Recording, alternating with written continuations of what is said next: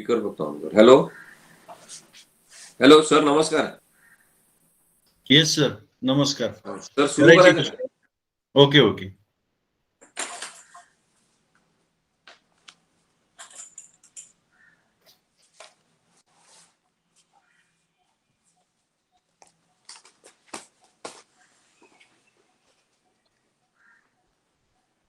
धन्यवाद सर. अहमदनगर जिल्हा मराठा विद्या प्रसारक समाज संस्थेचे न्यू लॉ कॉलेज अहमदनगर. शैक्षणिक वर्ष 21-22 पासून आपण या महाविद्यालयामार्फत इंटर्नशिप प्रोग्राम म्हणून एक उपक्रम राबवत आहोत, जे विधीचं शिक्षण घेत आहेत आणि शेवटच्या वर्षामध्ये आहेत आणि जे उद्या आता प्रत्यक्ष न्यायालयामध्ये वकिली करण्यास सुरुवात करतील, त्यावेळी ज्या कायद्यामधल्या किचकट गोष्टी असतात, ज्या प्रत्यक्ष कोर्टामध्ये ज्यांचा सामना त्यांना करावा लागतो, परंतु पुस्तकात त्याचं ज्ञान त्यांना मिळत नाही. तर ही जी दरी आहे पुस्तकातलं ज्ञान आणि कोर्टातला अनुभव, ही कमी व्हावी या उद्देशाने आपण हा उपक्रम सुरू केलाय. सुरुवातीच्या काळामध्ये आपण दिवाणी प्रक्रिया संहिता आणि दिवाणी दावे कसे दाखल होतात, ते कसे चालवले जातात, पुरावा कशा पद्धतीने न्यायालयामध्ये दिला जातो, निकालाची अंमलबजावणी वगैरे या अशा विविध विषयावर व्याख्यानं घेतलेली आहेत. आणि आता आजपासून आपण क्रिमिनल प्रोसिजर कोड आणि क्रिमिनल केसेस कशा कोर्टात चालवल्या जातील, त्याचा पुरावा कसा येईल वगैरे, जसं आपण दिवाणी स्वरूपाचं पाहिलं त्याच पद्धतीने आपण फौजदारी प्रक्रियेचं पण बाबी या व्याख्यानमालेमध्ये पाहणार आहे आणि त्याची सुरुवातच आज तुमच्या व्याख्यानानं होतीये. तर हा एकंदरीत उपक्रम आपण राबवतो. तर या उपक्रमासाठी आजचे जे पहिले आपले व्याख्याते आहेत, ऍडव्होकेट आसिम सरोदे, त्यांचा मी परिचय सर्व विद्यार्थ्यांना करून देतोय. अर्थात हे नावाला कुठल्याही परिचयाची गरज नाही. ज्यांनी मानवी हक्क याबाबत ज्यांचं काहीतरी थोडंफार वाचन असेल, पेपर, पुस्तकं, त्यांनी हे नाव नक्कीच टीव्ही चॅनल्सवरचे डिबेट्स मानवी हक्का संदर्भात ज्यांनी पाहिले असतील, त्यांना हे नाव निश्चितच नवीन नाही. पण तरी आपल्या कार्यक्रमाचा भाग म्हणून मी त्यांचा परिचय या ठिकाणी थोडक्यात करून देणार आहे.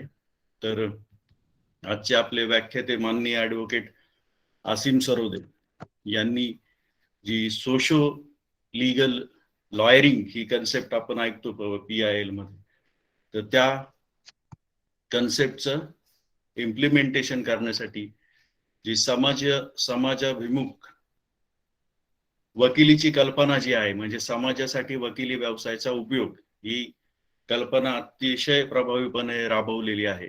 मग ते महाराष्ट्रात मानवी हक्क आणि सामाजिक न्याय या विषयावर नियोजनबद्ध वकिली त्यांनी सुरुवात केली 1999 साली. त्यांनी मानवी हक्क संरक्षणासाठी वकिली सुरू केली. तसेच पर्यावरणाच्या प्रश्नावर कुणीही ठरवून, ज्याला म्हणतो आपण, वकिली त्यावेळी करत नव्हतं, पण सरांनी तो मार्ग निवडला आणि त्या क्षेत्रात वकिली सुरू केली. आज ते महाराष्ट्रातील त्या क्षेत्रातील अग्रेसर वकील म्हणून काम पाहत आहेत. त्याच पद्धतीनं प्रचलित वकिली करत असताना न्यायालयामध्ये त्यांनी बलात्काराशी लढणाऱ्या स्त्रिया असतील, गुन्हेगारीमध्ये अडकलेली माणसं, अपंगत्व, HIV अफेक्टेड पर्सन्स असतील, वेश्या व्यवसायातील स्त्रिया, तसेच नागरिकांचे इतर अधिकार, मग ते कारागृहामधील कायद्यांचे प्रश्न असतील किंवा कौटुंबिक हिंसाचाराचे बळी त्यांचे प्रश्न असतील, पर्यावरणानं जे अतिक्रमण होत आहे, मानवी मूल्यांवर असेल, निसर्गावर असेल, त्याबाबत लढा उभारणं न्यायालयामध्ये, म्हणजे न्यायिक मूल्यांचा वापर करून याच्यामध्ये त्यांचा लक्षणीय सहभाग आहे. तसेच अतिशय महत्वाची बाब म्हणजे जात पंचायतीचा जाच आहे, त्याच्या विरोधात त्यांनी सर्वप्रथम उच्च न्यायालयामध्ये न्यायालयीन लढाई सुरू केली आणि त्यामध्ये पुढाकार घेऊन त्यांनी जात तसेच अत्यंत पुरोगामी स्वरूपाचा कायदा महाराष्ट्रामध्ये अस्तित्वात आणण्यास प्रयत्न केले. तर जात पंचायती विरोधी कायदा जो आहे आता आपण महाराष्ट्रामध्ये पाहतो, तो ऍडव्होकेट आसिम सरोदे यांच्या पुढाकारातूनच महाराष्ट्र सरकारनं केला. तर विशेष बाब म्हणजे हा कायदा भारतातील एकमेव असा जात पंचायती विरोधातला कायदा जो आज महाराष्ट्रामध्ये अस्तित्वात आहे याचं श्रेय निश्चित ऍडव्होकेट असीम सरोदे यांना जातं. याचबद्दल आता अशा अनेक गोष्टी त्यांच्याबद्दल सांगण्यासारख्या आहेत, पण थोडक्यात तरी आपण काही गोष्टी पाहू की पर्यावरणाविषयक जर काही केसेस पाहायचं ठरवलं आपण ज्याच्यामध्ये त्यांनी भाग घेतला, तर मग सिंधुदुर्गातील पारंपरिक मच्छीमारांचे जीवन जगण्याचे प्रश्न असतील, आपल्या अहमदनगर जिल्ह्यामधील अकोळनेर खेड्यातील भूजल साठा जो पेट्रोल मिश्रित झाल्याने तेथील लोकांच्या पिण्याच्या पाण्याचा प्रश्न निर्माण झाला होता, तो प्रश्न त्यांनी तडीस नेला. मग परभणी जिल्ह्यातील गंगाखेडमधील मासेमारीचा प्रश्न असेल, विदर्भ मराठवाड्यातील 16 जिल्ह्यातील फ्लोराईड युक्त पाणी जे फ्लोरोसिन चे त्यामुळे जो पाण्यावर परिणाम झाला होता तो विषय आहे.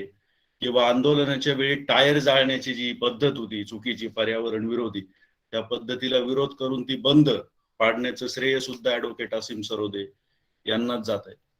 तर अशा पद्धतीनं तसेच त्यांनी जी पदं भूषवतायत त्याचाही आपण इथे आढावा घेऊया. ते नॅशनल ग्रीन ट्रिब्युनल तुम्ही ऐकाल एन्व्हायरमेंट ऍक्ट मध्ये, एनजीटी किंवा राष्ट्रीय हरित न्यायाधिकरण मराठीमध्ये, त्या बार असोसिएशनचे ते अध्यक्ष म्हणून सध्या काम पाहत आहेत. तसेच सामाजिक न्याय व मानवी हक्क या विषयावर संपूर्ण महाराष्ट्रात फिरण्याची मोहीम त्यांनी सुरू केलेली आहे.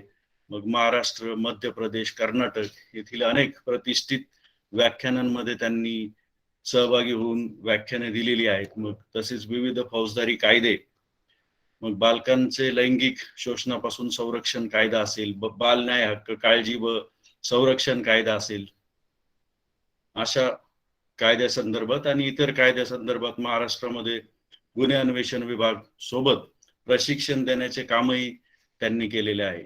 तसेच केंद्रीय नियोजन आयोगाच्या अभ्यास गटाचे ते सल्लागार होते. तसेच अमेरिकेतील सुपिरियर कोर्टात त्यांनी एक्सपर्ट विटनेस म्हणतो आपण एव्हिडन्स मध्ये तज्ञ साक्षीदार म्हणून त्यांना बोलावण्यात आले.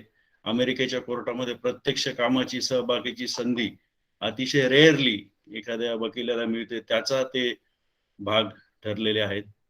तर अशा अनेक गोष्टी त्यांच्याबद्दल सांगण्यासाठी आहे.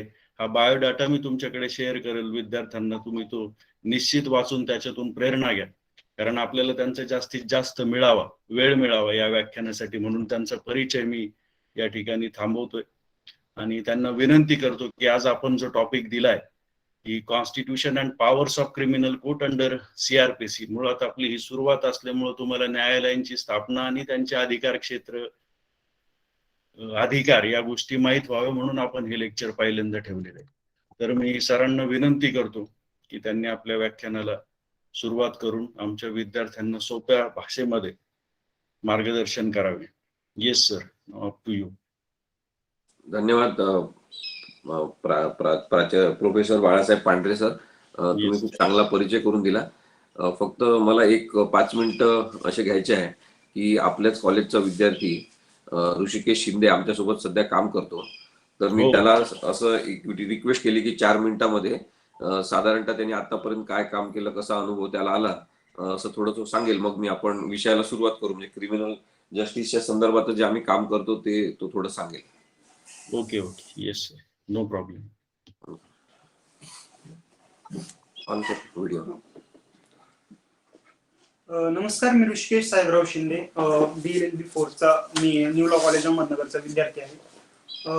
तर ज्या प्रकारे आपण म्हणतो की कुठलीही कृती करण्यासाठी वैचारिक भांडवल असणं गरजेचं असतं, तर आज मी ऍडव्होकेट असीम सरोदे सरांकडे काम करत असताना मला हेच वैचारिक भांडवल दैनंदिन जीवनामध्ये भेटत आहे.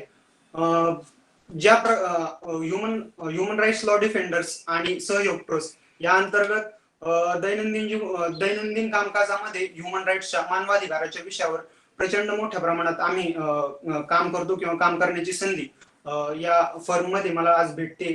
त्याचबरोबर NGT म्हणजे नॅशनल ग्रीन ट्रिब्युनल आणि पर्यावरणाच्या विषयावर जो विषय सहसा सर्वसाधारण वकील अभ्यासत नाही किंवा सर्वसाधारण वकिलांची किंवा विद्यार्थ्यांची मानसिकता ही क्रिमिनल किंवा सिव्हिल कोर्टामध्ये प्रॅक्टिस करण्याची असते, तर या सर्वसाधारण मानसिकतेच्या पुढे जाऊन पर्यावरणाच्या विषयावर आवाज उठवणे किंवा पर्यावरणाच्या विषयाचा अभ्यास करण्याची संधी आदरणीय असीम सरोदे सरांबरोबर अभ्यास करताना मला भेटते आहे.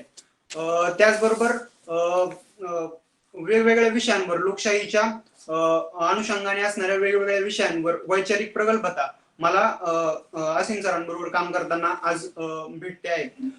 त्याचबरोबर आदरणीय असीम सरांबरोबर काम करताना ग्लोबल जे विषय असतात किंवा लोकशाहीच्या दृष्टिकोनातून असणारे एकूणच सर्व प्रकारचे जागतिक विषयांचा अभ्यासही होत असतो.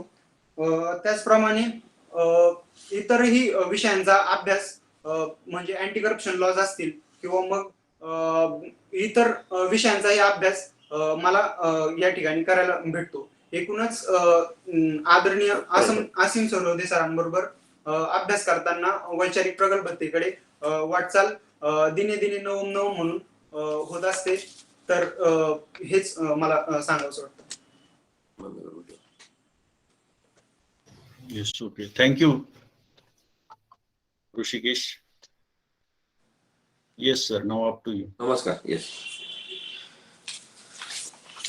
सगळ्यांना नमस्कार. आज जसं पांढरे सरांनी सुरुवात केलेली आहे, तर आपल्याला माझ्याबद्दल अपेक्षा साधारणतः वाढल्या असतील, फार चांगलं सांगतील, पण मी जे काही माझे अनुभव आहे ते आपल्यासमोर शेअर करणार आहे. बेसिकली आपण हे विचारात घेतलं पाहिजे की क्रिमिनल जस्टिस सिस्टीम ज्याचा आपण आता विचार करतो आहे की त्याला आपण म्हणू फौजदारी न्याय व्यवस्था. फौजदारी न्याय व्यवस्था जी आहे ती कशा प्रकारे कार्यरत आहे आणि कोणासाठी कार्यरत आहे याच्याबद्दलचा विचार आपण जरूर केला पाहिजे, असं सुरुवातीलाच मला सांगायचं आहे. कारण की अनेक जणांना असं वाटतं की आपला काही न्यायालयाशी कोर्टाशी संबंध येऊ नये. त्याच्यामुळे आपल्या इथे प्रचलित एक म्हण आहे की शहाण्याने कोर्टाची पायरी चढू नये. कारण की या व्यवस्था ज्या आहेत त्या गुन्हेगारीकरण करणाऱ्या आहेत. या व्यवस्थेमध्ये काही आनंददायक वातावरण नाही आहे. कोणीतरी खूप खुशी मिळण्यासाठी काही कोर्टात जात नाही आणि त्यामुळे तिथे जाऊच नये, त्या वाट्यालाच जाऊ नये आपण, अशा प्रकारची म्हण आपल्या इथे प्रचलित असताना क्रिमिनल जस्टिस सिस्टीम जी आहे ती मात्र आपल्या जीवनामध्ये कधी ना कधी येतच असते. त्याचा संपर्क आपल्याशी येत असतो की कधी ती कदाचित आरोपी म्हणून येईल, म्हणजे आपल्या हातून काही चूक झाली, गुन्हा घडला तर आरोपी म्हणून आपण संपर्कात येऊ शकतो. एखाद्या गुन्ह्याच्या संदर्भात आपल्या समोर जर गुन्हा घडला असेल तर असं होऊ शकते की आपण त्या केसमध्ये साक्षीदार म्हणून या सिस्टीमशी संबंधित राहू शकतो. तर कधी एखादा गुन्हेगार किंवा व्हिक्टीम असेल त्यांचे नातेवाईक म्हणून आपल्याशी संपर्क या व्यवस्थेचा येऊ शकतो. तर कधी काहीच झालं नसेल पण आपण ज्या वेगळ्या बातम्या वाचतो, समाजामध्ये घडणाऱ्या घटना बघतो, तेव्हा आपला या व्यवस्थेशी म्हणजे फौजदारी न्याय व्यवस्थेशी संबंध येऊ शकतो. आणि त्यामुळे क्रिमिनल जस्टिस सिस्टीमची माहिती प्रत्येकाला असणं हे आवश्यक आहे. ती माहिती असणारा सजग नागरिक असतो. आता अमेरिकेमध्ये वगैरे कसं आहे की तिथे ज्युरी सिस्टीम आहे. ज्युरी सिस्टीम असल्यामुळे न्यायाधीशांसोबत विशिष्ट नंबर ऑफ ज्युरीज बसतात. ज्युरी म्हणजे काय की समाजातून इन्व्हाइट केलेले लोक. मग त्या केसपुरती त्या लोकांची नियुक्ती होते ज्युरी म्हणून. न्यायाधीश एका बाजूला बसतात आणि एका बाजूला सगळे ज्युरी जे समाजातून निवडलेले काही लोक असतात ते बसतात.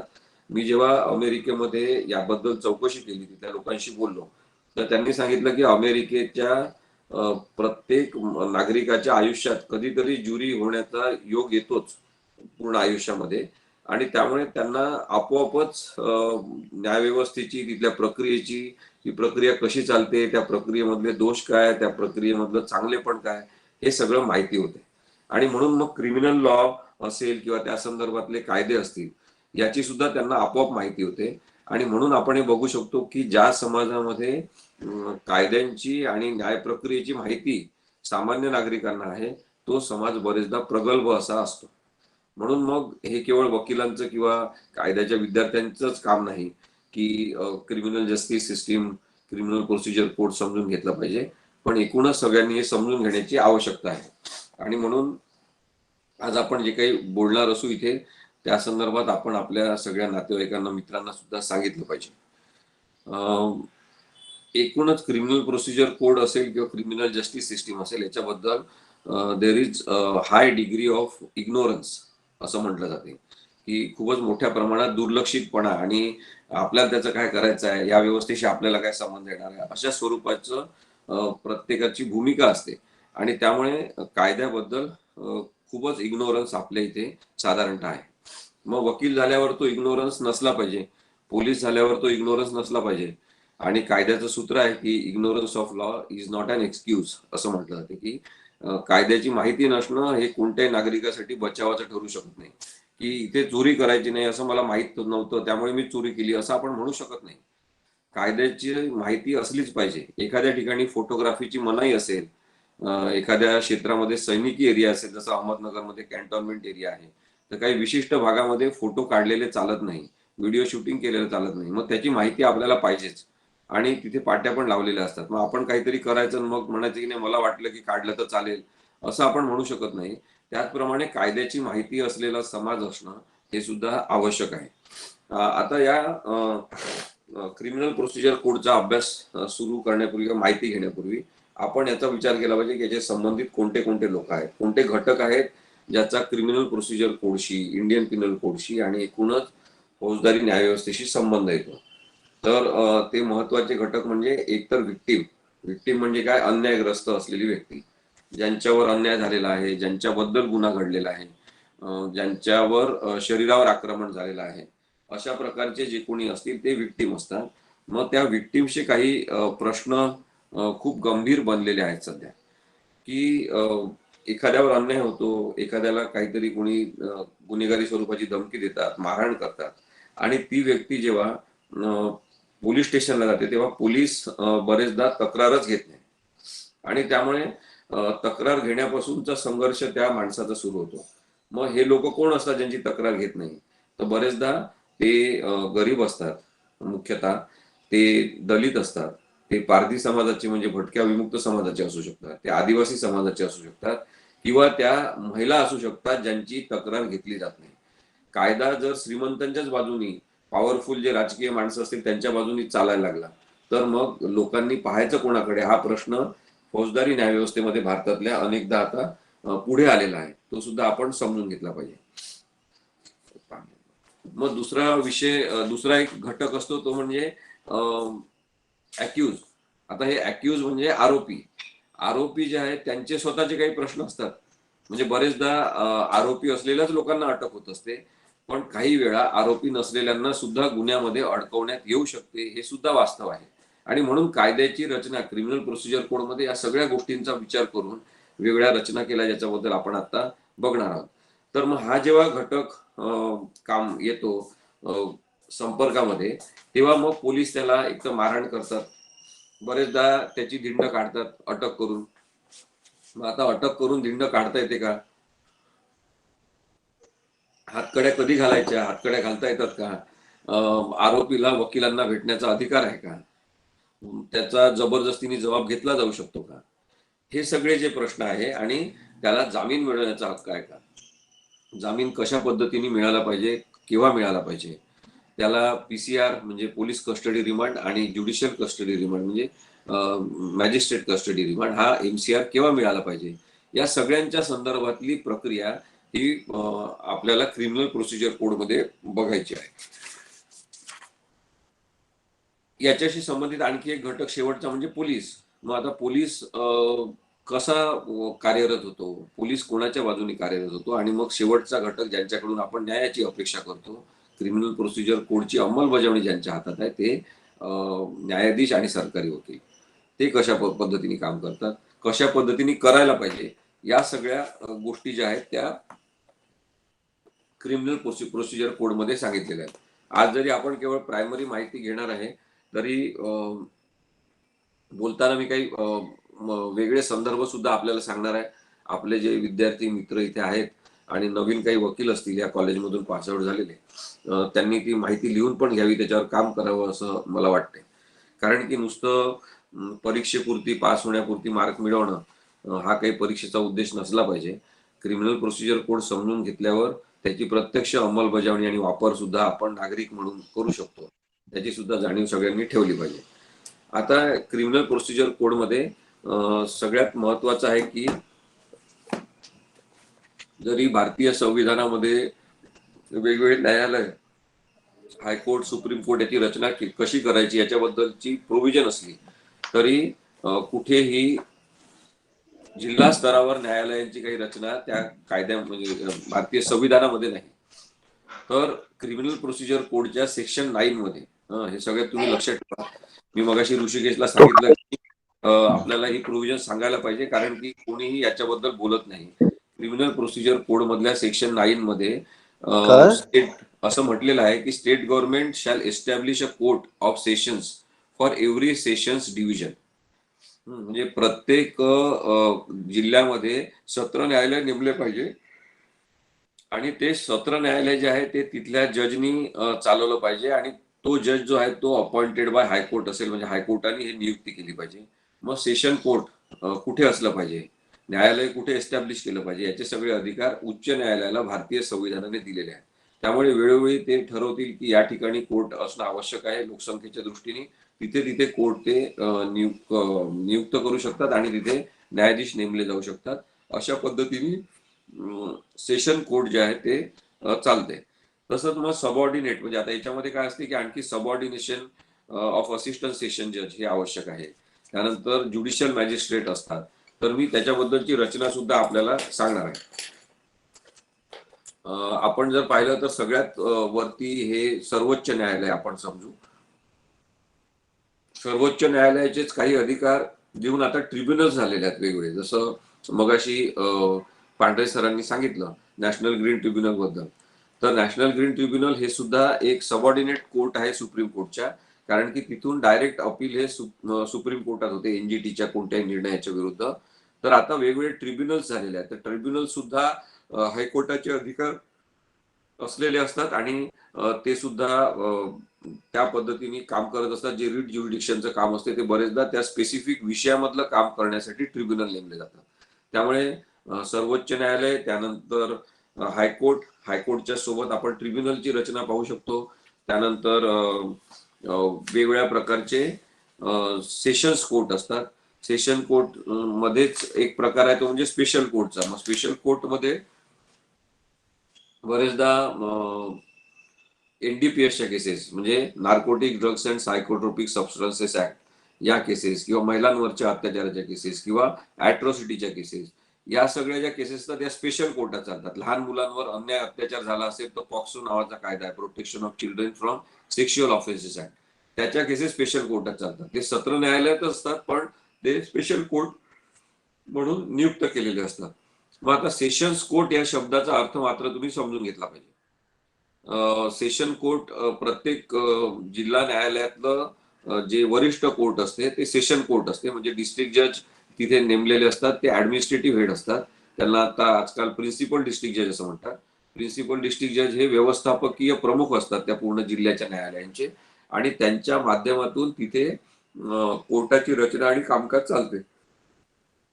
सेशनचा अर्थ काय? सेशन म्हणजे सत्र. आपण बरेचदा बोलताना म्हणतो बघा की विधानसभेचं सेशन आहे. मग विधानसभेचं सेशन आहे म्हणजे काय की विधानसभेचं सत्र आता या तारखेपासून या तारखेपर्यंत आहे. म्हणजे तारखा ठरलेल्या असतात, वेळ ठरलेली असते, त्या कालावधीमध्ये विधानसभेचं अधिवेशन सुरू होते आणि संपते. त्याला सत्र असं म्हणतात. मग न्यायालयाला सत्र न्यायालय का म्हटलेलं आहे हे जर आपण समजून घेतलं तर तुमच्या लक्षात येईल की जेव्हा मी वकिली सुरुवात केली तेव्हा ही परिस्थिती होती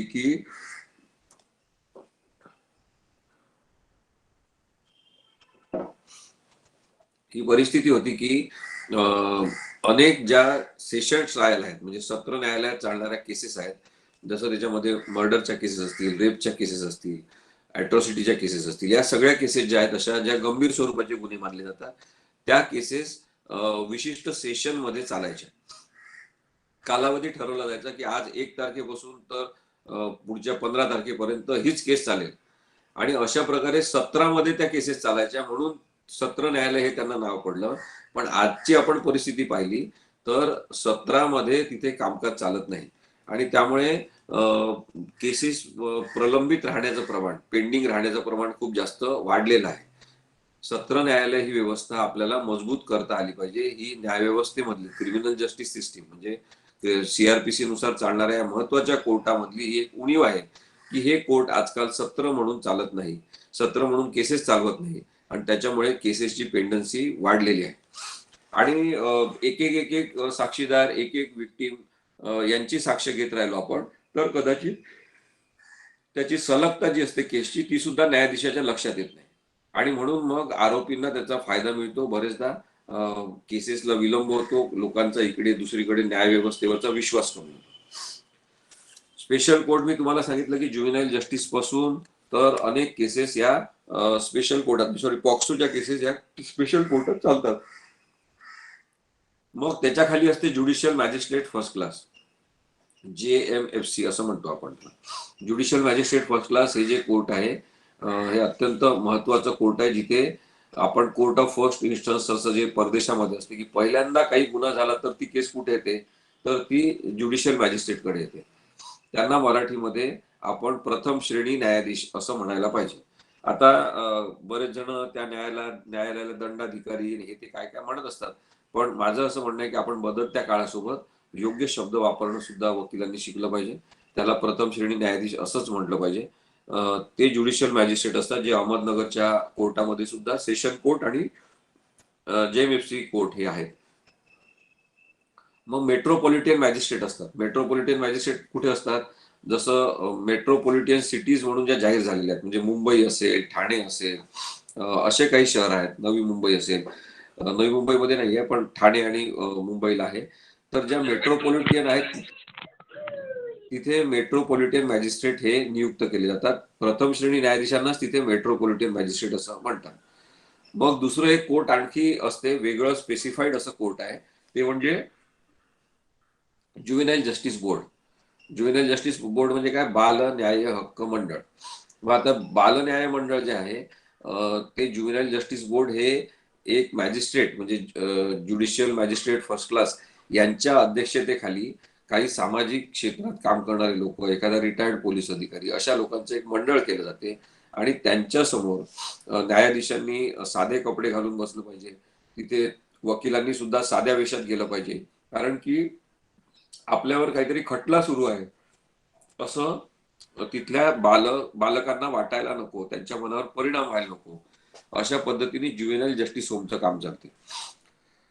जे लहान बालक आहेत त्यांना विधी संघर्षग्रस्त असं म्हटलेलं आहे, म्हणजे त्यांना गुन्हेगार म्हणायचं नाही असं कायद्यात सांगितलेलं आहे. त्यामुळे या कायद्याचं नाव आहे juvenile justice care and protection act, म्हणजे बाल न्याय संरक्षण आणि काळजी कायदा असा जो कायदा आहे त्याच्यामध्ये संरक्षण आणि काळजी घेणं या लहान मुलांची हा महत्वाचा विषय मानला गेलेला आहे. त्यामुळे त्यांना strictly criminal procedure code apply न करता त्यांच्या गरजांनुसार त्यांना त्यांचे सगळं समजून घ्यायच्या अडचणी आणि मग त्यांना न्याय द्यायचा, अशा प्रकारची प्रक्रिया बाल न्याय मंडळापुढे असते. त्यानंतर शेवटचं एक कोर्ट असते ते म्हणजे एक्झिक्युटिव्ह मॅजिस्ट्रेट. एक्झिक्युटिव्ह मॅजिस्ट्रेट जे आहे ते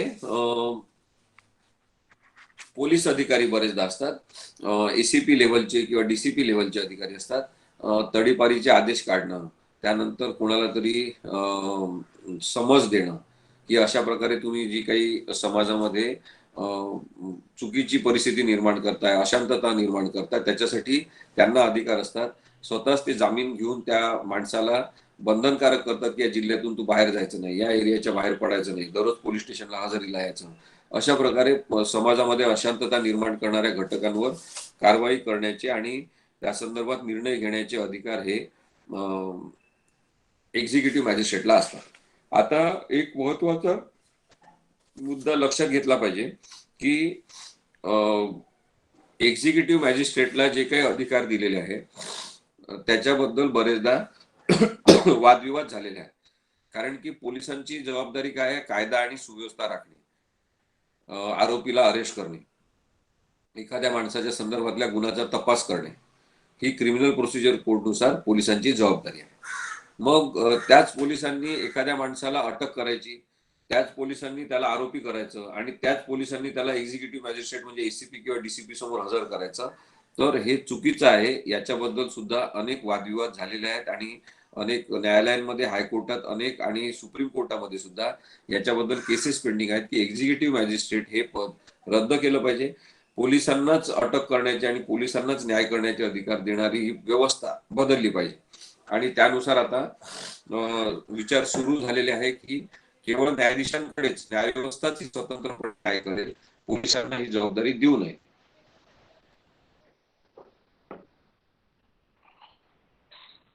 पोलीस ऑफिसर हे महत्वाचे आधारस्तंभ जे चौकशी असतात त्यांना क्रिमिनल प्रोसिजर काही महत्वाचे अधिकार आहे, ते म्हणजे सर्च घ्या,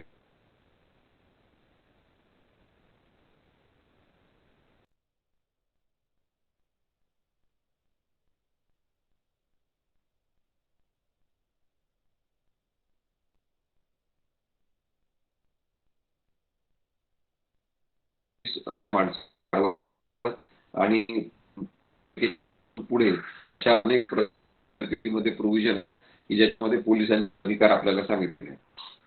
त्यांना इन्व्हेस्टिगेट करण्याचा अधिकार आहे.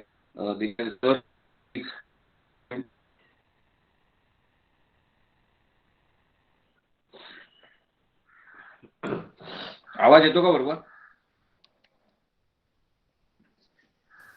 Sir voice is breaking. आता येतोय, मध्ये जरा ब्रेक झाला होता.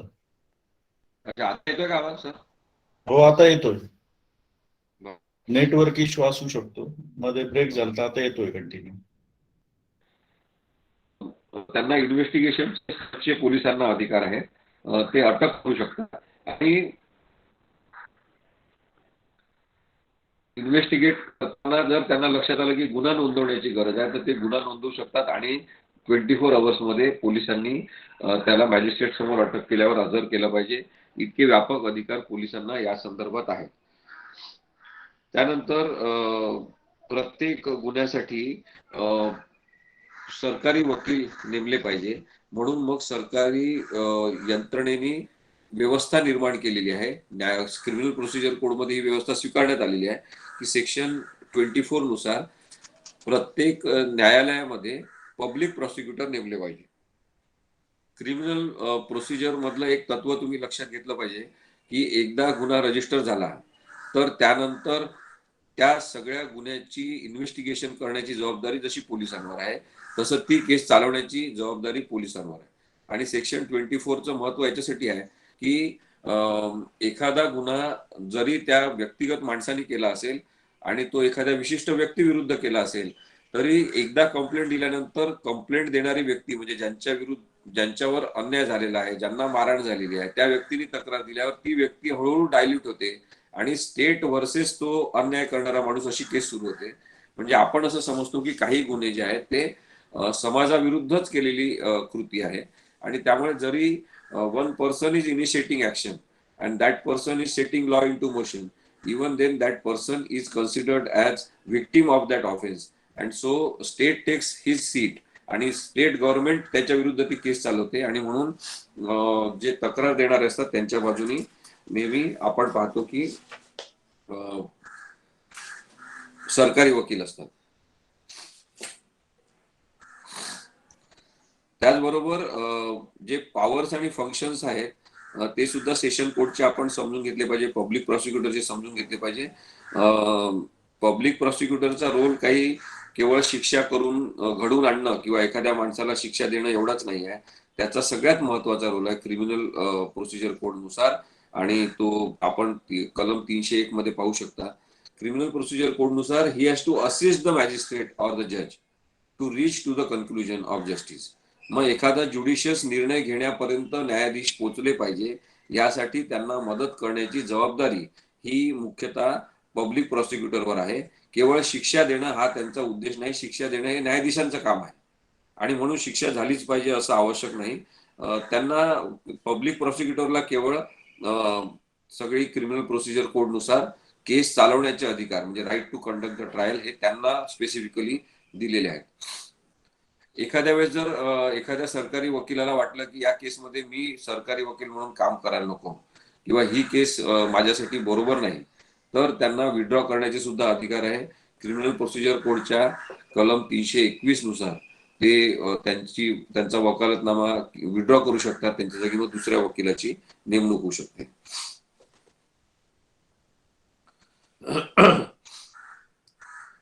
आता आता 303 जे आहे क्रिमिनल प्रोसिजर कोड मधलं ते तुम्ही समजून घ्या. 303 क्रिमिनल प्रोसिजर कोड मध्ये सांगितलेलं आहे की प्रत्येक अक्युजला he has right to appoint a lawyer and defended by his council.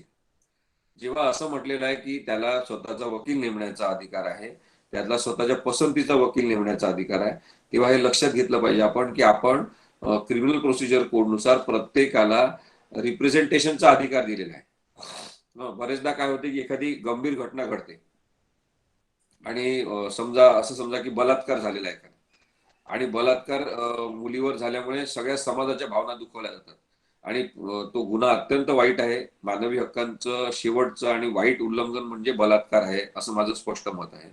परंतु मग काही वकील काय करतात, ते भावनाशील असतात, ते असा फतवा काढतात की या आरोपीची केस कोणी घ्यायची नाही, कोणी त्याला रिप्रेझेंट करायचं नाही, अहमदनगर जिल्ह्यातल्या कोणी याची केस घ्यायची नाही.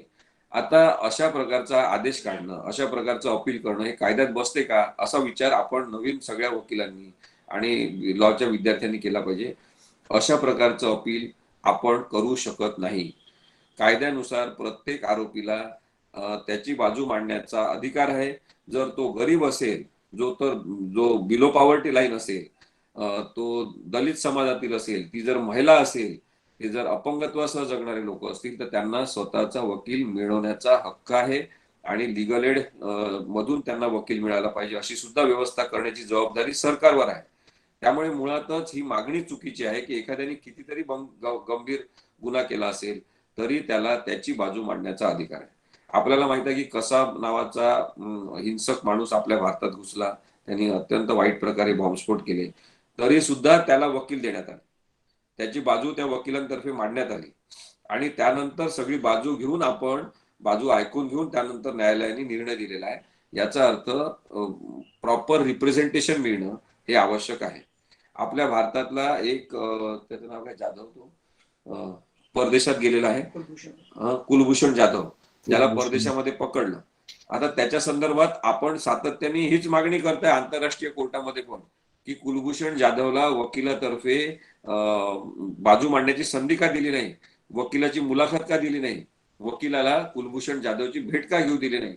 आता आपल्याला हे लक्षात येईल की तिथे आपला माणूस पकडला गेला पाकिस्तानमध्ये आणि आंतरराष्ट्रीय न्यायालयात आपण मागणी काय करतोय की त्याला त्याची बाजू मांडण्याची संधी द्या, त्याला त्याच्यातर्फे वकील अपॉइंट करू द्या. याच्यावरच किती वर्ष वाद झाला आणि त्याच्यानंतर आपल्याला ती संधी आता देण्यात आली. मग आता तिथे जी मागणी आपण करतोय ती आपल्या देशामध्ये सुद्धा, आपल्या अहमदनगर जिल्ह्यामध्ये सुद्धा, अहमदनगर जिल्ह्यातल्या एका तालुक्यात काही घटना घडली तरी सुद्धा लागू आहे, तुम्ही समजून घेतलं पाहिजे. त्यामुळे आपण कोणीही वकील झाल्यानंतर अशा मागणीमध्ये कधीच सहभागी होऊ नका की कोणीतरी गुन्हा केला असेल तर त्याला त्याची बाजूच मांडायची नाही, कोणी त्याची केसच घ्यायची नाही. ती केस घेणाऱ्या लोकांवर आपण आक्रमण करायचं, त्या वकिलाला मारहाण करायची, अत्यंत चुकीचं, बेकायदेशीर आणि अमानुषपणाचं, मूर्खपणाचं सुद्धा लक्षण आहे. आणि म्हणून आपण कायदेशीर दृष्टिकोनातून सजग राहिलं पाहिजे.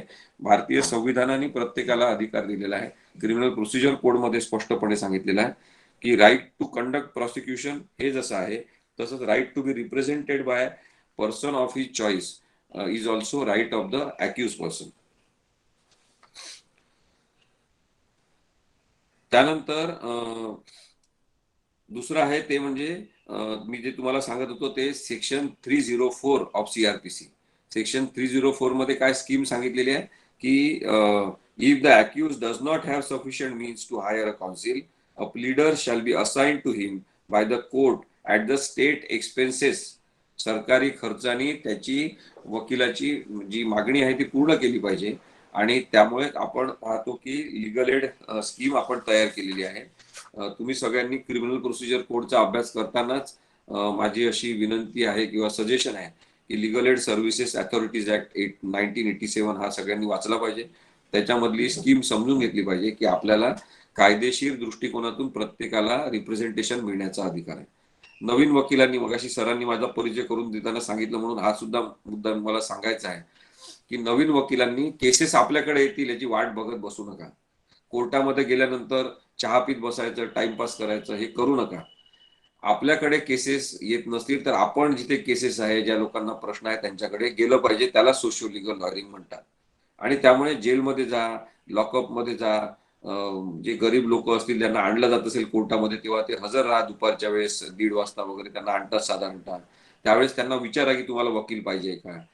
तिथे एक न्यायाधीश नेमलेले असतात लीगल एड सर्व्हिसेस अथॉरिटीचे.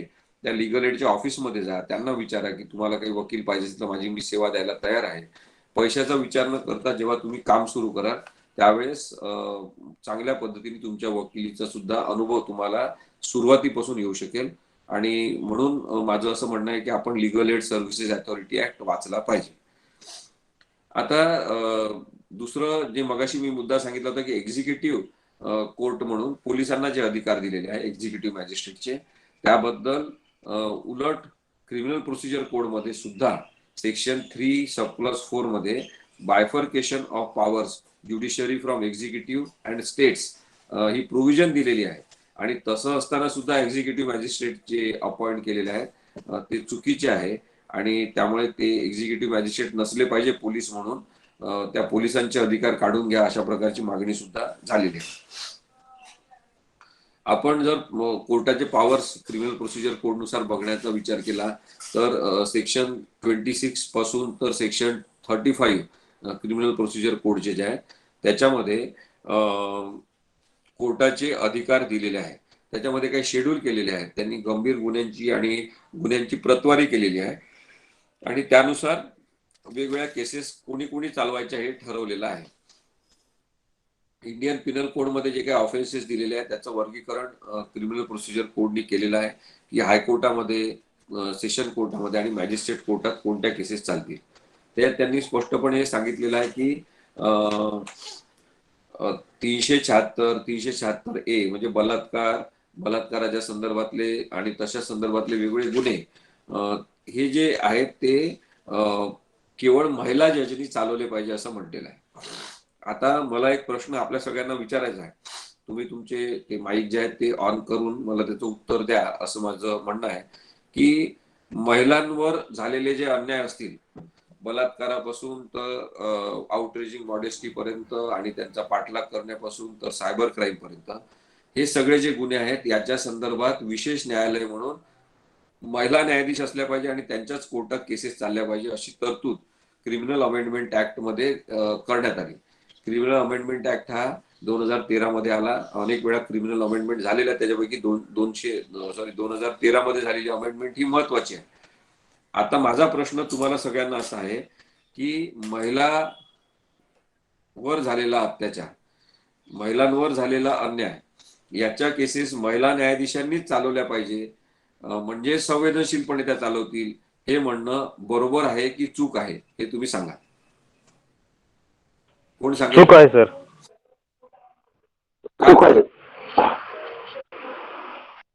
का चूक आहे सांगा. सर एखाद्या संवेदनशील मॅटर मध्ये फक्त महिलाच त्या पद्धतीने बघू शकतात हे मानणं चुकीचे आहे सर. पुरुष त्या पद्धतीने जर संवेदनशील नसतील मग हे कोणत्या लॉजिकने ते अप्लाय करतात म्हणून महिलांनी जजनी चालवावं हे समजत नाही सर. बरोबर आहे. आणखी and sir, moreover thing is this. Next, it is a kind of monopoly, sir. To give that woman will put that motion. Correct. अजून काय सांगायचं कोणाला? A woman can be prejudiced. Yes, Firoz बोला. She could be prejudiced about that thing, being a woman and. Okay. Prejudice असेल. अजून सांगा कोणाला काय म्हणायचं आहे. Excuse me sir. हा सर, मला असं वाटतं की काही अंशी हे योग्य आहे. बरं. अनुपमा नाव ना तुमचं? Yes sir. जेंडर डिस्पॅरिटी पण याच्यामुळे हे होते सर, प्रोपोगेट होते. हॅलो. जेंडर डिस्पॅरिटी त्यामुळे हे होईल, अंडरलाईन होईल, त्याच्यामुळे ते नको व्हायला. गणेश तुमचं काही वाक्य पहिलं ऐकवलं नाही, काय म्हणता तुम्ही? जेंडर डिस्पॅरिटी जी आहे याच्यामुळे प्रोपोगेट होईल. ओके. अजून कोणाचं काय म्हणणं आहे? Excuse me sir. Sir I think हे चुकीचं आहे. यामध्ये पक्षपात होऊ शकतो. दोन्ही साईडला इक्वली त्यांचं मत मांडायचा अधिकार पाहिजे. मग त्यामध्ये एक पुरुष पण जज असला पाहिजे आणि एक महिला पण जज असला पाहिजे. बरं.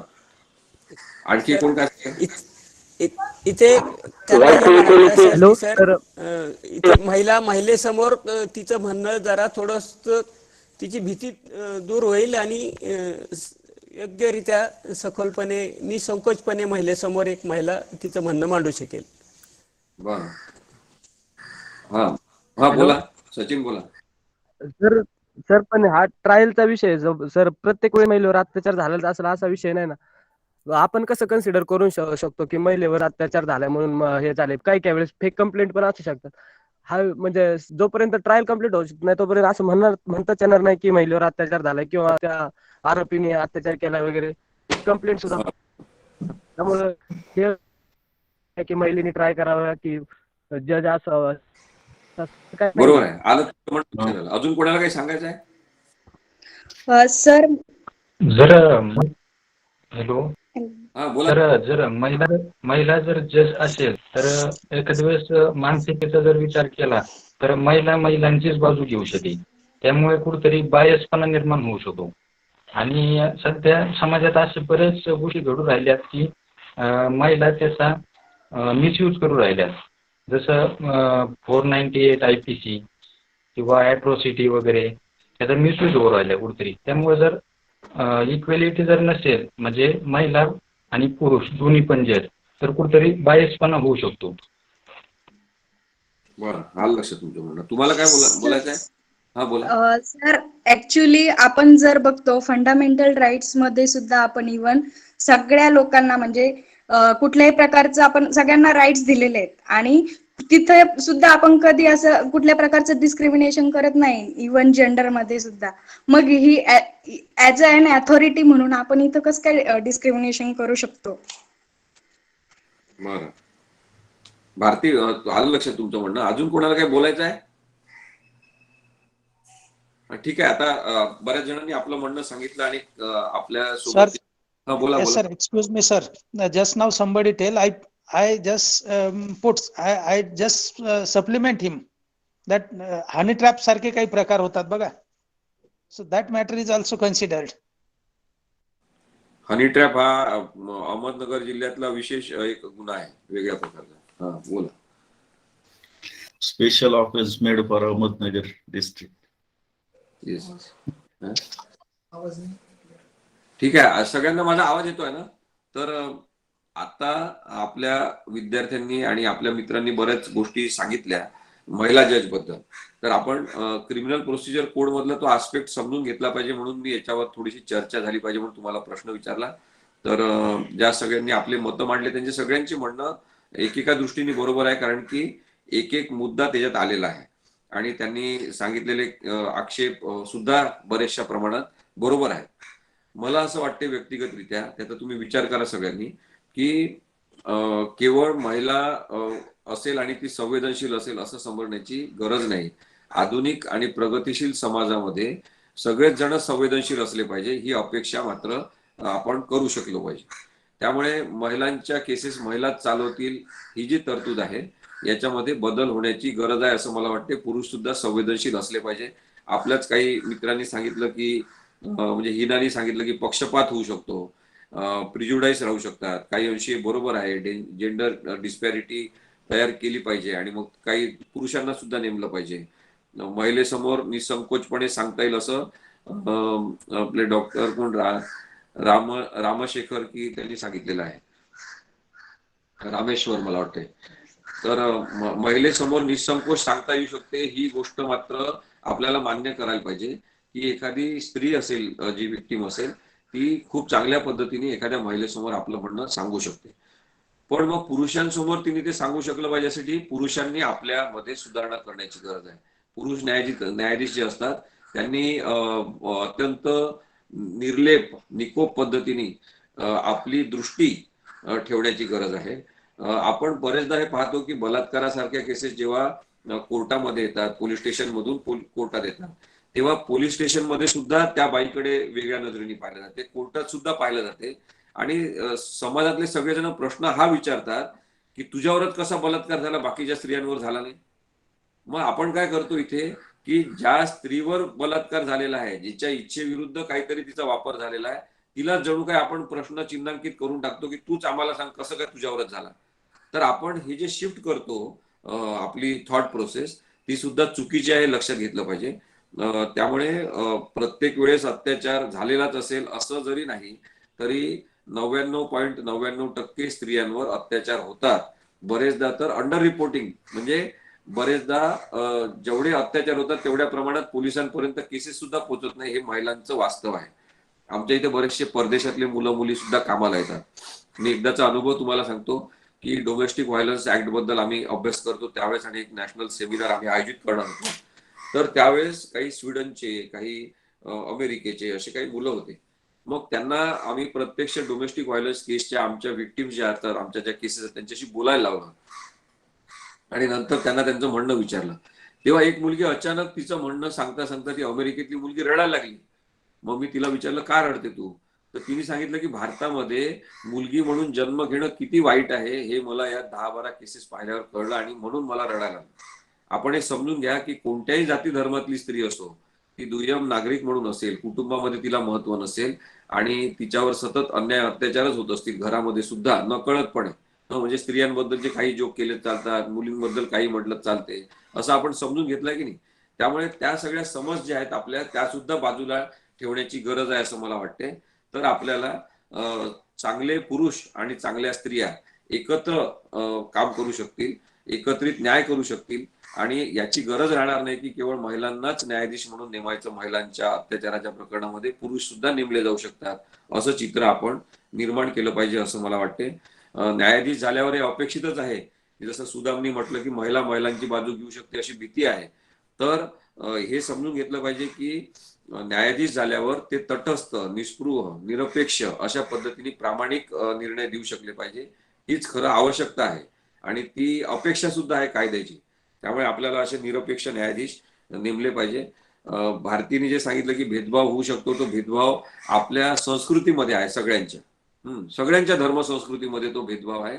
स्त्रियांच्या बाबतीत आणि पुरुषांच्या बाबतीत तो सुद्धा आपल्याला हळूहळू काम करावं लागेल त्याच्यावर. त्याच्यामुळे माझं म्हणणं काय तुम्ही समजून घ्या की when we talk about criminal justice system और criminal procedure code, it is not always only related to criminal procedure code, it is related to our society and the structure of the society. आणि म्हणून मग त्याचं reflection हे न्यायालयामध्ये दिसत असते. त्याच्याबद्दलचा आपण विचार झाला पाहिजे. हनी ट्रॅपचा मुद्दा सुद्धा काढलेला आहे काही जणांनी. तर काही स्त्रियांना जबरदस्तीने, काही स्त्रियांवर दबाव टाकून हनी ट्रॅप मध्ये आर्थिक त्यांची कुवत नसल्यामुळे त्यांचा वापर हनी ट्रॅपसाठी केला जातो. तसा वापर करू देणं स्त्रियांनी नाकारलं पाहिजे असं सुद्धा मला वाटते. त्यामुळे त्याच्याबद्दलचे कारण वेगवेगळे असू शकतील की हनी ट्रॅप मध्ये स्त्रिया स्वतःचा सहभाग का देतात, कशासाठी अशा राजकीय लोकांच्या आणि श्रीमंत लोकांच्या दावणीला बांधल्या जातात. तो वेगळा एक मुद्दा आपण डिसाईड नंतर केला पाहिजे किंवा त्याच्यावर विचार केला पाहिजे. तर चांगली चर्चा आपली या निमित्तानं झाली. आता काही मुद्दे अजून मला सांगायचे की सेक्शन 7 जे आहे, 27 सेक्शन 27 जे आहे क्रिमिनल प्रोसिजर कोड मधलं, त्याच्यामध्ये ज्युव्हेनाईल जस्टिस जे कोर्ट आहे त्याचं ज्युरिडिक्शन दिलेलं आहे. त्यांनी सांगितलेलं आहे की whoever is below the age of 16 years त्यांच्या केसेस या ज्युव्हेनाईल कोर्टात चालल्या पाहिजे आणि त्यांना कोणत्याही प्रकारची डेथ पनिशमेंट किंवा लाईफ इम्प्रिझनमेंट द्यायची नाही असं सांगितलेलं आहे. पण जेव्हा निर्भयाचं प्रकरण झालं आणि त्यानंतर कायदा 2013 मध्ये क्रिमिनल अमेंडमेंट ऍक्ट बदलण्यात आला, त्या कायद्यामध्ये आता स्पेसिफिक तरतूद करण्यात आलेली आहे की जर एखादा मुलगा असेल, छोटा वयाने लहान असेल, 16 किंवा 18 वर्षाच्या आतला असेल, 16 ते 18च्या दरम्यानचा, आणि आपण जो गुन्हा करतो आहे त्या गुन्ह्याचे परिणाम काय होऊ शकतात, तो करणं चुकीचं आहे हे त्याला भान असेल आणि माहिती असेल, तर एज ऑफ अंडरस्टँडिंग असं त्यांनी नवीन कन्सेप्ट काढलेली आहे की जर त्या माणसाची समजशक्ती त्या मुलाची तेवढी डेव्हलप झालेली आहे की आपण कृती करतोय ती बेकायदेशीर आहे, त्याचे गंभीर परिणाम एखाद्या दुसऱ्या व्यक्तीच्या शरीरावर होऊ शकतात हे माहीत असताना सुद्धा अशी कृती केली असेल, तर त्या व्यक्तीची केस ज्युव्हेनाईल म्हणून न चालवता मोठ्या व्यक्तींप्रमाणेच चालवावी आणि त्या व्यक्तीला जन्मठेपची शिक्षा सुद्धा होऊ शकेल. जर मर्डर झाला असेल रेप करून तर फाशी सुद्धा होऊ शकेल अशी तरतूद आता करण्यात आलेली आहे. त्यामुळे ज्युव्हेनाईल जस्टिस ऍक्ट जे आहे ते सुद्धा आपण सगळ्यांनी वाचलं पाहिजे. मी मगाशी सांगितलं की juvenile justice care and protection act असं त्याचं नाव आहे. त्यामुळे बाल न्याय, काळजी आणि संरक्षण कायदा असं म्हणत असताना त्यातली सगळ्यात महत्वाची तरतूद काय आहे की लहान मुलाला आरोपी म्हणायचं नाही, त्याला ज्युव्हेनाईल इन कॉन्फ्लिक्ट विथ लॉ असं म्हणायचं. म्हणजे काय, विधी संघर्षग्रस्त बालक, म्हणजे ज्या लहान मुलाचं बालपण गरिबीत गेल्यामुळे दुर्लक्षितपणाचं गेलेलं आहे, जे शहरी भागामध्ये खेड्यातले गावागावातले लोक येऊन राहतात आणि जे मिळेल ते काम करतात आणि मग झोपडपट्टीत ते मुलं वाढतात, तेव्हा दुर्लक्षित बालपण त्यांच्या वाट्याला येते. त्या परिस्थितीचा विचार करून कायद्याची प्रक्रिया ठरवली पाहिजे, म्हणून ज्युव्हेनाईल जस्टिस ऍक्ट आलेला आहे. त्यांना तुम्ही डायरेक्ट गुन्हेगार ठरवून टाकाल तर ते परिस्थितीमुळे झालेले गुन्हेगार जे आहेत, परिस्थितीमुळे त्यांच्या हातून काहीतरी घडलेलं आहे, त्यांची काळजी घेणं आपण समाज म्हणून विसरलो, त्यांना संरक्षण देणं आपण समाज म्हणून विसरलो आणि म्हणून त्या बालकांना आपण मग आता गुन्हेगार ठरवून टाकायचं, ही पद्धत चुकीची ठरेल असा विचार करून क्रिमिनल ज्युरिस्प्रुडन्स हा नवीन विचार आहे की ज्युव्हेनाईल जस्टिस ऍक्ट आपण अस्तित्वात आणलेला आहे. आता मी जेव्हा क्रिमिनल ज्युरिस्प्रुडन्स हा शब्द वापरला तेव्हा त्याचा अर्थ आपण लक्षात घेतला पाहिजे. त्याचा अर्थ आहे फौजदारी शहाणपण, विजडम एक प्रकारचं, की आपण गुन्हेगारी समाज आणि त्याचे परिणाम याचा सगळ्यांचा अर्थ लक्षात घेतला पाहिजे. आणि म्हणूनच मग क्रिमिनल प्रोसिजर कोड मधल्या सेक्शन 2WA याच्यामध्ये, हे तुम्ही सेक्शन जरूर वाचा क्रिमिनल प्रोसिजर कोड मधलं, सेक्शन 2WA मध्ये व्हिक्टिमची व्याख्या समाविष्ट करण्यात आली आहे 2008 साली. आता बरेचसे वकील, आता तुम्ही सगळेजण आधुनिक काळातले आधुनिक वकील होणार असल्यामुळे लक्षात ठेवा की बरेचसे जुने वकील, न्यायाधीश, पोलीस, सरकारी वकील हे कोणीही व्हिक्टिमच्या व्याख्येवर काम करत नाही. आपण सगळेजण व्हिक्टिमच्या व्याख्येवर काम केलं पाहिजे. की अन्यायग्रस्त, अत्याचारग्रस्त कोण आहे हे आयडेंटिफाय करण्याची ताकद आपल्यामध्ये असली पाहिजे. त्यांना न्याय मिळवून द्यायचा हे आपल्याला लक्षात आलं पाहिजे. आणि मग तशा केसेस चालवत असताना खरोखर जर आरोपीचं चुकलं असेल तर ती चूक आपण न्यायालयासमोर आणून कमीत कमी शिक्षा कशी होईल याच्याबद्दलचं आर्ग्युमेंट करू शकलो पाहिजे. अशी अमेरिकन पद्धत जी आहे की ते एका लेवलला गुन्हा झाला हे मान्य करतात आणि मग जजशी निगोशिएट करतात की पहिलाच गुन्हा आहे, he is a first time offender. आपल्या इथे सुद्धा फर्स्ट टाइम ऑफेंडर ऍक्ट आहे की पहिल्यांदाच ज्याच्या हातून गुन्हा घडलेला आहे त्याच्याबद्दल कडक शिक्षा न देता त्याला आपण सर्वसमावेशक रिहॅबिलिटेशन अशा स्कीमची शिक्षा दिली पाहिजे. अशा प्रकारचा कायदा सुद्धा आपल्या इथे आहे. आपण या सगळ्या कायद्यांना एक क्रिमिनल जस्टिस सिस्टीमचा भाग समजला पाहिजे. क्रिमिनल प्रोसिजर कोड मध्ये या सगळ्या गोष्टी असल्यामुळे त्याचे रिफ्लेक्शन वेगवेगळ्या कायदे होण्यामध्ये झालेले आहे. ते कायदे सुद्धा लक्षात घेतले पाहिजे. सेक्शन 29 जे आहे क्रिमिनल प्रोसिजर कोड मधलं, त्याच्यानुसार मॅजिस्ट्रेटने किती शिक्षा द्यायची याच्याबद्दलचं तत्व ठरण्यात आलेलं आहे. सो त्याला आपण म्हणतो sentence jurisdiction of sentences approved by law. कायद्याने संमत केलेलं न्यायक्षेत्र ज्याच्या अंतर्गत तो न्यायाधीश शिक्षा देऊ शकतो ती किती असली पाहिजे. तर त्यांनी सांगितलेलं आहे की मॅजिस्ट्रेट कोर्ट म्हणजे प्रथम श्रेणी न्यायाधीश जे आहे ते जन्मठेप देऊ शकत नाही, ते फाशीची शिक्षा देऊ शकत नाही आणि 10 वर्षापेक्षा जास्तची शिक्षा ते देऊ शकत नाही. आणि त्यामुळे त्याच्या आतले गुन्हे बरेचदा हे मॅजिस्ट्रेट कोर्टात चालतात. बरेचदा 7 वर्षापेक्षा जास्त शिक्षा असलेले जे गुन्हे आहेत ते सेशन कोर्टामध्ये म्हणजे सत्र न्यायालयामध्ये चालतात असं आपण पाहिलेलं आहे. आणि त्यामुळे तशा प्रकारचं जे ज्युरिडिक्शन आहे ते सुद्धा आपल्या लक्षात घेता आलं पाहिजे. फाईन करण्याचे अधिकार सुद्धा मॅजिस्ट्रेटला आहे किंवा त्याच्या बदल्यात शिक्षा देण्याचे सुद्धा अधिकार आहे किंवा काही काही गुन्ह्यांमध्ये दंड आणि शिक्षा दोन्ही देण्याचे अधिकार आहेत. ते सुद्धा सेक्शन 30 जे आहे ते आपण पाहिलं पाहिजे. एखाद्याने शिक्षा दिलेली जर तो भोगली नसेल किंवा भोगत नसेल तर त्याच्या बदल्यात सुद्धा काही फाईन घेण्याची तरतूद आहे. म्हणजे कधी कधी एवढी शिक्षा तुम्हाला आम्ही देत आहे पण ही शिक्षा नसेल तुम्हाला भोगायची, तुम्ही इतके दंड भरा आणि मग तुम्हाला आम्ही शिक्षा देणार नाही, तशा प्रकारची अशी सुद्धा तरतूद कायद्यामध्ये सेक्शन 30 मध्ये आहे. ही तरतूद अर्थातच पेटी ऑफेन्सेस आपण त्याला म्हणतो, म्हणजे अत्यंत किरकोळ स्वरूपाचे जे गुन्हे आहेत त्याच्यामध्ये मॅजिस्ट्रेट ही वापरू शकतात. जेव्हा एकच माणसाविरुद्ध अनेक गुन्हे सुरू असतात आणि अनेक केसेस सुरू असतात तेव्हा एकत्रित शिक्षा देण्याचा विचार आणि अधिकार न्यायाधीशांना करता येऊ शकतो. जसं उदाहरणार्थ एखाद्या माणसाविरुद्ध चोरीचे खूप गुन्हे असतील तर त्या सगळ्या चोरीच्या गुन्ह्यांमध्ये वेगळी शिक्षा द्यायची की एकत्रित त्याला शिक्षा द्यायची हा सुद्धा निर्णय मॅजिस्ट्रेटला घेण्याचे अधिकार क्रिमिनल प्रोसिजर कोडनुसार आहे. अर्थात अशी शिक्षा जर खूप कमी दिली तर ती चॅलेंजेबल असते, त्याला आव्हान दिलं जाऊ शकते, त्याच्या विरुद्ध सेशन कोर्टामध्ये आपण अपील करू शकतो. नंतर हायकोर्ट आणि स्टेट गव्हर्नमेंटनी काही लोकांना विशिष्ट अधिकार दिलेले आहे, ज्याच्यामध्ये ते जे ऑफिशियल टायटल्स घेतलेले लोक आहे त्यांना अपॉइंट केलं जाऊ शकते विशेष मदत करण्यासाठी म्हणून न्यायालयाची. आणि साधारणतः हायकोर्ट या सगळ्या तत्वाचा वापर करताना आपल्याला दिसते. आपल्याला माहिती आहे की जेव्हा कृषी कायद्यांसंदर्भातला संघर्ष झाला तेव्हा त्याच्याबद्दल कमिटी नेमण्यात आली आणि त्याची एक एक्सपर्ट कमिटी सर्वोच्च न्यायालयाने नेमली होती. अनेक हायकोर्टामध्ये सुद्धा वेगवेगळ्या विषयांवर अशा समित्या नेमल्या जात असतात. एकूणच आपण हे पाहिलं की अशा प्रकारे जे पॉवर्स आहेत वेगवेगळे ते खूप महत्वाचे आहे. आता त्याच्यातला सगळ्यात महत्वाचा म्हणजे याच्यात ह्या सगळ्या क्रिमिनल प्रोसिजर कोडमध्ये एका माणसावर परिणाम होत असतो सतत, तो माणूस म्हणजे आरोपी असतो. मग आता अॅक्युज कोण आहे आपण समजून घेतलं पाहिजे.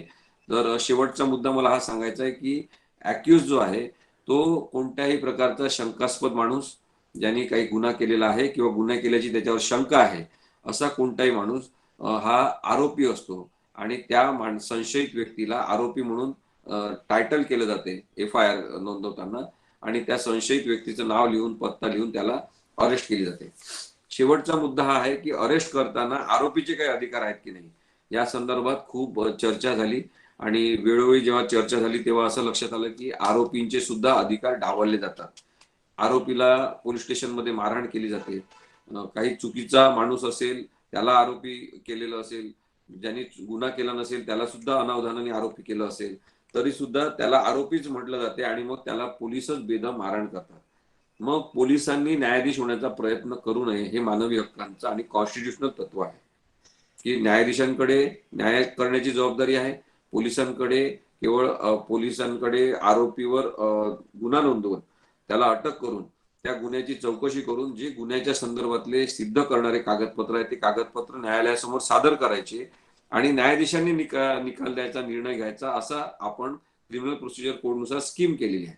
So this procedure and scheme made in the criminal procedure code and expected by the constitution is violated many times by the police. आणि म्हणून मग अॅक्युजचे अधिकार काय हा प्रश्न भारतामध्ये महत्वाचा झालेला होता. तेव्हा वेस्ट बेंगॉलचे न्यायाधीश जस्टिस DK बासू यांनी रिटायर्ड झाल्यावर काही जेलला व्हिजिट करून, पोलीस लॉकअपला व्हिजिट करून त्यांनी आरोपींवर कसे अन्याय होतात ते मांडणी केली. ते न्यायालयामध्ये स्वतः लोअर कोर्टामध्ये जाऊन हजर राहिले. त्यांनी पाहिलं की आरोपींना कसं आणलं जाते, कशा प्रकारे नेलं जाते, कोर्टासमोर कसं प्रोड्यूस केलं जाते, ही सगळी गोष्ट त्यांनी लिहिली आणि त्यांनी जनहित याचिका दाखल केली. सगळ्या क्रिमिनल प्रोसिजर कोडचा अभ्यास करत असताना मला आपल्याला हे सगळ्यांना सांगायचं आहे की ज्यांना ज्यांना क्रिमिनल केसेस चालवायच्या आहेत त्या सगळ्यांनी DK Basu versus state of Rajasthan ही केस वाचली पाहिजे. या केसमध्ये अत्यंत महत्वाचा निर्णय सुप्रीम कोर्टाने दिला आणि त्यांनी सांगितलं की प्रत्येक आरोपीचे सुद्धा काही अधिकार असतात. त्याच्यामध्ये त्यांनी कोणते कोणते अधिकार मान्य केलेले आहेत त्याची एक पाटी म्हणजे साईन बोर्ड आपण ज्याला म्हणू, एक माहिती पत्रक हे प्रत्येक पोलीस स्टेशनमध्ये, पोलीस ठाण्यामध्ये लावलं पाहिजे असा सुद्धा सुप्रीम कोर्टाने निकाल देताना स्पष्ट उल्लेख केलेला आहे. पण अजूनही आपण पाहतो की कुठेही ती पाटी लावलेली नसते. त्यांनी एवढ्या क्लॅरिटीने म्हटलेलं आहे, बारकाव्यांनी सांगितलेलं आहे सुप्रीम कोर्टाने की ते अक्षर लोकांना वाचता येतील अशा आकाराचे असले पाहिजे. काळं बोर्ड आणि त्याच्यावर पांढरे अक्षर असे असले पाहिजे. ती पाटी लावली पाहिजे की आरोपींचे अधिकार काय याची पाटी पोलीस स्टेशनमध्ये असली पाहिजे. मग आरोपींचे अधिकार काय आहे, क्रिमिनल प्रोसिजर कोडनुसार असलेलेच अनेक अधिकार त्यांनी त्याच्यात सांगितलेले आहे. त्याच्यात सगळ्यात महत्वाचा अधिकार आहे तो म्हणजे he should be given reason of arrest. He should be produce within 24 hours before the nearest magistrate if he is arrested. तुम्ही त्याला लॉकअप मध्ये घेऊन गुन्हा न नोंदवता पोलीस स्टेशनमध्ये ठेवू शकत नाही. बरेचदा पोलीस तसं करतात आणि ते फंडामेंटल राईट्सचं उल्लंघन आहे. त्यामुळे अरेस्ट करताना पोलिसांनी आपली माहिती त्याला दिली पाहिजे. बरेचदा काय करतात की काही लोक केवळ खाकी पॅन्ट घालतात, तसेच जातात, मारत झोडत लोकांना आणतात. तर प्रत्येक अटक होणाऱ्या व्यक्तीचा अधिकार आहे की मला कोण अटक करतो आहे त्याची माहिती मला मिळाली पाहिजे. आणि त्यामुळे त्यांनी त्याची ओळख सांगितली पाहिजे. त्याचा आयडेंटिटी कार्ड मागण्याचा प्रत्येक नागरिकाला अधिकार आहे. पोलिसाचा आयडेंटिटी कार्ड आपण मागू शकतो. तुम्ही खरंच पोलीस आहे का मला दाखवा, आयडेंटिटी कार्ड दाखवा, अरेस्ट वॉरंट दाखवा. जेव्हा विदाऊट वॉरंट अरेस्ट करू शकत असतील अशा वेळेस सोडून बाकी पोलीस अशा प्रकारची माहिती न देता अरेस्ट करू शकत नाहीत. आणि त्यामुळे ते सुद्धा महत्वाचं आहे. त्यांना अटकेमध्ये असताना आरोपीला आपल्या वकिलांना भेटण्याचा हक्क आहे. आपल्या पसंतीच्या वकिलांना ते भेटू शकतात. पोलीस लॉकअप मध्ये असताना आपल्या घरचा डबा ते खाऊ शकतात, घरून जेवण बोलवू शकतात. हे सगळे अधिकार अत्यंत महत्वाचे आहेत. त्यानंतर न्यायालयात हजर करत असताना आरोपीला हातकड्या घालू नये असं सुद्धा DK बासूच्या गाईडलाईन्स मध्ये सांगितलेलं आहे की त्याला हातकड्या घालून कोर्टात प्रोड्यूस करायचं नाही, त्याला हातकड्या काढून करायचं असं सुद्धा त्यांनी सांगितलेलं आहे. त्यानंतर त्याला जर अटक झाली असेल तर त्याला एखादा फोन करू दिला पाहिजे, त्याच्या घरच्यांना किंवा नातेवाईकांना तुम्ही इन्फॉर्म करू दिलं पाहिजे. हा सुद्धा आरोपीचा अधिकार आहे असं सुद्धा सांगण्यात आलेलं आहे. त्यानंतर मी जसं मगाशी सांगितलं की लॉयरला भेटण्याचा अधिकार आहे, लॉयर समोर त्याचं इंट्रोगेशन करण्याचा त्याला अधिकार आहे, स्वतः विरुद्ध साक्ष न देण्याचा हक्क त्याला आहे. आता हे सुद्धा सगळं कॉन्स्टिट्यूशन मध्ये सांगितलं आणि क्रिमिनल प्रोसिजर कोड मध्ये सुद्धा सांगितलेलं आहे. No one can be compelled to give any kind of statement against himself or which can be use against himself असं कायद्यात म्हटलेलं आहे. त्यामुळे त्याला स्वतःच्या विरुद्ध साक्ष देण्यासाठी भाग पाडलं जाऊ शकत नाही. त्याला अटकेचे कारण माहिती झाले पाहिजे, त्याला हे सांगितलं पाहिजे की तुम्हाला बेल घेण्याचा अधिकार आहे. आता बेल घेण्याचे अधिकार जे आहेत ते दोन प्रकारचे असतात. एक तर काही बेलेबल ऑफेन्स जे असतात त्याच्यामध्ये पोलिस स्वतः जामीन देऊ शकतात काही विशिष्ट रक्कम अनामत म्हणून घेऊन, किंवा जे नॉन बेलेबल असतात त्याच्यामध्ये कोर्ट तिथे कोर्टामध्ये जाऊन जामीन घेतले जाऊ शकते. आता कोणीतरी सांगितलं की सेल्फ इन्सॅक्युरेशन हे आपण करू शकत नाही, म्हणजेच आपण स्वतःला स्वतःचा गुन्हेगार ठरवू शकत नाही आणि म्हणून तशा प्रकारची पोलीस जबरदस्ती करू शकत नाही. आणि म्हणून मग क्रिमिनल प्रोसिजर कोडच्या या सगळ्या तत्वांचा विचार करून कायदे झाले पाहिजे. अदरवाईज ते अनकॉन्स्टिट्युशनल असू शकतात असं सांगण्यात आलं तरी सुद्धा आपण पाहतो की मोका असेल किंवा अशा प्रकारचे म्हणजे Maharashtra organise crime control act सारखे काही कायदे आहेत, नंतर NDPS मधले काही प्रोव्हिजन्स आहेत ज्याच्यामध्ये हे चॅलेंज करण्यात आलं की पोलिसांसमोर दिलेला जबाब तुम्ही ग्राह्य कसा धरू शकता, आणि पोलिसांसमोर काही जबाब दिला असेल तोच ग्राह्य आहे असं समजून जर केस चालली तर आरोपीच्या हक्कांचं उल्लंघन होत असते असं सुद्धा अनेक निर्णयामधून सांगितलेलं आहे. कोर्टाने एकदा पोलिसांनी एकदा त्याला पकडल्यावर कोणत्या आरोपीला त्याला ते जास्तीत जास्त 24 तासाच्या आत त्यांनी पोलिसांनी कोर्टात हजर केलं पाहिजे. ते चौकशीसाठी वेळ मागू शकतात न्यायालयामध्ये आणि वेळ मागितल्यानंतर त्यांना साधारणतः 15 दिवसांची वेळ मिळू शकते. 15 दिवस झाल्यानंतर त्याला ज्युडिशियल कस्टडीमध्ये म्हणजे MCR मॅजिस्ट्रेट कस्टडी रिमांड मध्ये पाठवलं पाहिजे आणि MCR जो आहे तो 15 दिवसापेक्षा जास्त नसला पाहिजे. त्याचा पोलीस लॉकअप मध्ये छळ होणार नाही याचा विचार झाला पाहिजे. हे सगळे जे काही मी तुम्हाला सांगतोय क्रिमिनल प्रोसिजर कोड मध्ये आर्टिकल 20 कॉन्स्टिट्यूशन मधून आलेले सगळे जे सूत्र आहे ते अत्यंत महत्वाचे आणि त्याचा अभ्यास तुम्ही सगळ्यांनी केला पाहिजे. जसं मगाशी मी सांगत होतो की सेक्शन 436 CRPC मध्ये बेलेबल ऑफेन्स सांगितलेले आहे, सेक्शन 437 मध्ये नॉन बेलेबल ऑफेन्स सांगितले म्हणजे जामीन पात्र नसलेले गुन्हे हे 437 मध्ये सांगितलेले आहेत. तर या सगळ्यांचा विचार करत असताना आपल्याला एक लक्षात येते की फौजदारी न्याय व्यवस्था जी आहे ती सामान्यातला सामान्य माणूस वापरत असतो आणि त्याच्यामुळे त्याला न्याय मिळत असताना त्याच्यावर अन्याय व्हायला नको आणि न्यायाची प्रक्रिया ही न्याय्य स्वरूपाची म्हणजे ज्युडिशियस झाली पाहिजे यासाठी सजगता दाखवण्याची वेगवेगळी तरतूद क्रिमिनल प्रोसिजर कोड मध्ये केलेली आहे. जे कोणी ऍडव्होकेट्स होणार आहे त्यांनी हा सगळ्यात शेवटचा मुद्दा लक्षात ठेवला पाहिजे की तुम्ही ऍडव्होकेट्स ऍक्ट नुसार लॉ ऑफिसर आहात कोर्टाचे. You will be becoming law officers of the court म्हणजे त्या कोर्टामध्ये घडणाऱ्या सगळ्या घडामोडींचे तुम्ही ऑफिसर आहात आणि त्या ऑफिसरच्या जबाबदाऱ्या ज्या आहेत त्या सुद्धा समजून घेतल्या पाहिजे, कर्तव्य समजून घेतलं पाहिजे. कोणी कोणाची फसवणूक करणार नाही न्यायालयीन आवारामध्ये, प्रत्येकाला न्याय मिळाला पाहिजे हे जसं आपलं काम आहे तसंच एखादा न्यायाधीश चुकीचं वागत असेल तर त्याला सुद्धा सांगण्याचा अधिकार लॉ ऑफिसर म्हणून आपल्याला आहे, तो आपण बजावू शकलो पाहिजे. एवढी एक नीतिमत्ता आणि नैतिकता आपल्यामध्ये आली तर क्रिमिनल प्रोसिजर कोड हे खरोखरच अत्यंत चांगलं पुस्तक आहे, चांगली स्कीम आहे, योजना आहे एक भारतीय कायद्यामधली, ज्याचा वापर आपण लोएस्ट कोर्टामध्ये करू शकतो. मग क्रिमिनल प्रोसिजर कोड म्हणजे काय की आयपीसी मध्ये गुन्हे जे दाखल होतात ते कोणत्या प्रक्रियेने चालणार त्याची योजना म्हणजे क्रिमिनल प्रोसिजर कोड आहे. मग त्या केसेस चालत असताना पुरावा तुम्ही कसा घेणार त्याच्याबद्दलची स्कीम म्हणजे इंडियन एव्हिडन्स ऍक्ट आहे. ज्यांना ज्यांना क्रिमिनल कोर्टामध्ये फौजदारी केसेस, क्रिमिनल केसेस चालवायचे आहे त्यांनी Indian Pinal code, criminal procedure code आणि एव्हिडन्स ऍक्ट हे व्यवस्थित वाचले पाहिजे. आणि मग त्या अनुषंगाने मी जसं तुम्हाला सांगितलं की ज्युव्हेनाइल जस्टिस ऍक्ट असेल, Maharashtra organise crime control act असेल, रेपच्या कायद्याच्या तरतुदी असतील वेगळ्या, सायबर क्राईम आणि ऑफेन्सेस असतील, या सगळ्यांचा एकत्रित विचार आपल्याला हळूहळू करता आला पाहिजे. तर अशा प्रकारे आपण आता 11:41 झालेले आहे आणि मी तुम्हाला सरांनी मला सांगितलेला पोर्शन तुम्हाला सगळं सांगितलेलं आहे. याबद्दल कोणाला काही प्रश्न विचारायचे असेल किंवा तुमचं म्हणणं तुम्हाला सांगायचं तुम्ही सांगू शकता. नमस्कार सर. नमस्कार बोला. सर माझं नाव श्रीकांत आहे. लेक्चरच्या सुरुवातीला तुम्ही जसं सांगितलं की अमेरिकेतल्या प्रत्येक नागरिकाला एक ज्युरीमध्ये भाग घेऊन तिथल्या एक न्यायव्यवस्थेची ओळख होण्याचा एक काहीतरी चान्स भेटतो.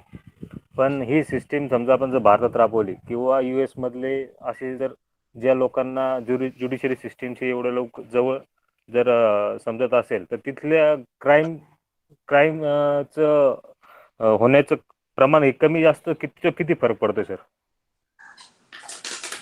कसं आहे, ज्या समाजामध्ये पैशांना महत्व आहे म्हणजे तो अमेरिकेचा समाज असेल, पैसे आणि पैशाशिवाय जगू शकत नाही अशी परिस्थिती जेव्हा होत असते तेव्हा आपोआपच क्राईम हा वाढतो. कारण की भेदभाव, विषमता ही तिथे पण आहे.